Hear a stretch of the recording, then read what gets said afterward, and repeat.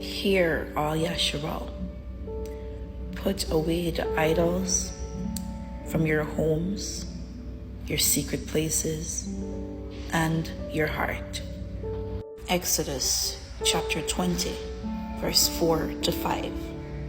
You do not make for yourself a carved image or any likeness of that which is in the Shemayim, heaven, above, or which is in the earth beneath, or which is in the waters under the earth.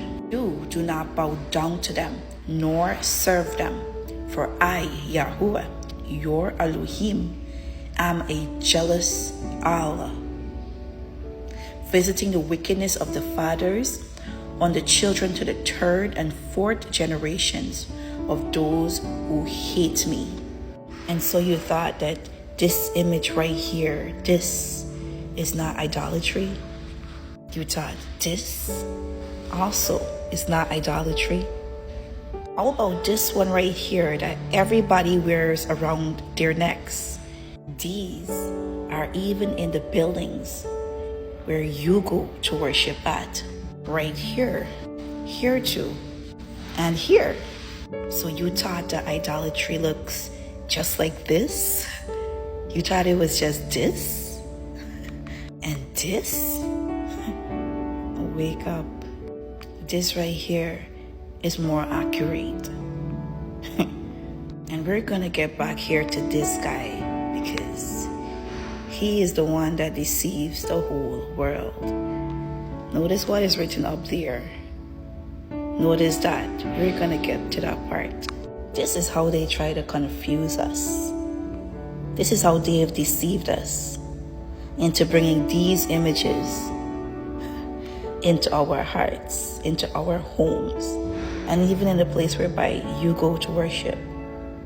So they say that idols, a graven object that are treated as gods and are worshipped by idolaters. That is right. But let's see what they say about this guy over here. Images are sacred and is used as a representation of a person in external form. Tricky with words.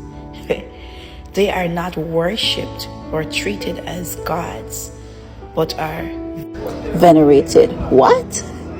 But didn't Abba say in Exodus chapter 20 verse 3 that you do not make for yourself a carved image or any likeness of that which is in the heavens above or that which is in the earth beneath? Did he not say don't, do not? Did he not say don't do it?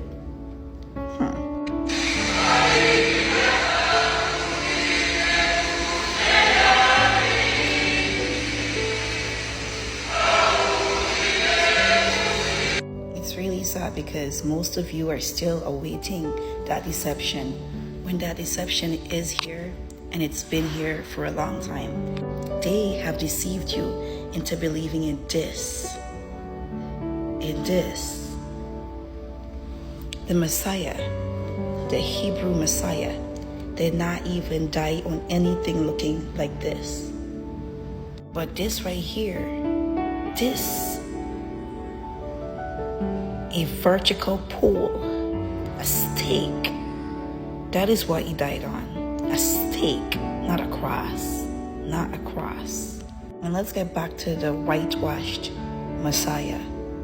Do you not know that they've warned us in the book of Maccabees that they did this? The Gentiles did this. First Maccabees chapter 1 verse 48. And laid open the books of the Torah, the laws written by Moshe, wherein the Gentiles had sought to paint the likeness of their images. Their images. Yeah. But it's not just the images that's false. Even the names are false. Even the names are false. YAHUSHA said, I have come in my Father's name, and you do not receive me. But if another shall come in his own name, him ye will receive.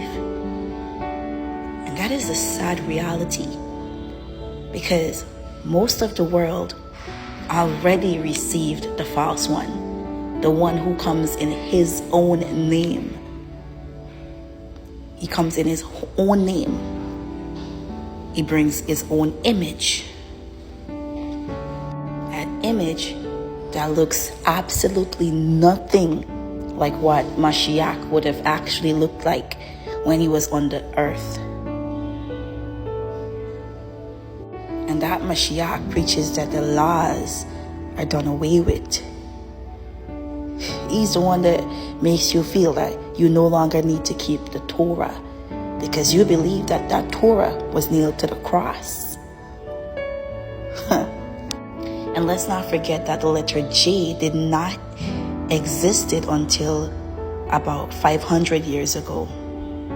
Not only is that letter new, or the newest addition to the English alphabet, but that letter did not even exist in Hebrew. And the Messiah was a Hebrew man, and he spoke Hebrew. So there's no possible way that his name was this earth pig that most of the world call upon. See this letter, these letters right here? See these right here? And here too? And of course, he got his cross. The cross is right there. Yeah. And here too. See these? Do you know what this is? Do you know what this is? That is his name. Let's read a little bit about what I wrote here upon doing my thorough research. So note that Revelation 13 verse 18 was not translated correctly.